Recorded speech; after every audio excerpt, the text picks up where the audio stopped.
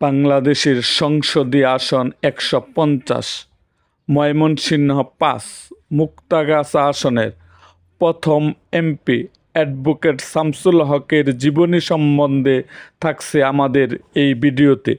রাজনৈতিক অঙ্গনের নানা ঘটনা ও ইতিহাস এবং ময়মনসিংহ জেলার মুক্তাগাছার ইতিহাস সম্পর্কে জানতে আমাদের চ্যানেলটিকে সাবস্ক্রাইব করুন এবং পাশে থাকা বেল আইকনটি বাজিয়ে দিন।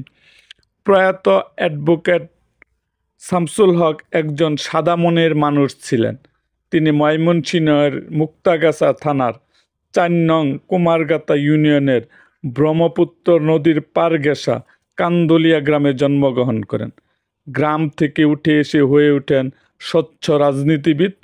পরবর্তী সময়ে সর্বকালের সর্বশ্রেষ্ঠ বাঙালি জাতির জনক শেখ মুজিবুর রহমানের আদর্শে অনুপ্রাণিত হয়ে একজন বিশ্বস্ত কর্মী থেকে হয়ে ওঠেন একনিষ্ঠ সহচর, যার ফলশ্রুতিতে ১৯৭১ সালে মহান মুক্তিযুদ্ধে অংশগ্রহণ করে হয়ে ওঠেন জাতির শ্রেষ্ঠ সন্তান।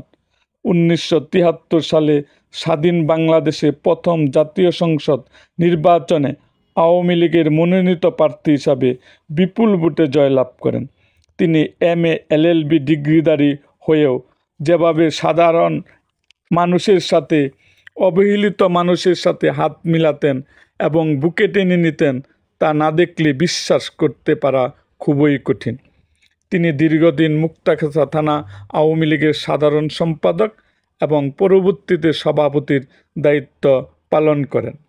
মৃত্যুর আগ মুহূর্ত পর্যন্ত তিনি মুক্তাগাছা বড় মসজিদের বেশিরভাগ সময়ে সভাপতির দায়িত্ব পালন করেন। ঐতিহ্যবাহী মুক্তাগাছা পৌর পাঠাগার, মুক্তাগাছা মহাবিদ্যালয় কলেজ সহ বহু স্কুল কলেজ প্রতিষ্ঠা করেন। যেমন প্রতিষ্ঠা করেন স্কুল কলেজ, তেমনি বহু প্রতিষ্ঠানের সভাপতির দায়িত্বও পালন করেন।